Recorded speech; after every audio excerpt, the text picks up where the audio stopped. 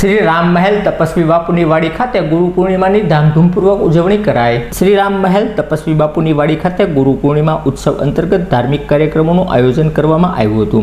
आ गुरु पूर्णिमाना अवसरे तपस्वी बापूनी वाड़ीना महान परम पूज्य रामचंद्रदास जी की उपस्थिति में गुरु पूजन आरती सहित धार्मिक कार्यक्रमों में मोटी संख्या में भाविकों उपस्थित रह्या हता अने गुरु पूर्णिमा की उजवणी करी धन्यता अनुभवी हती।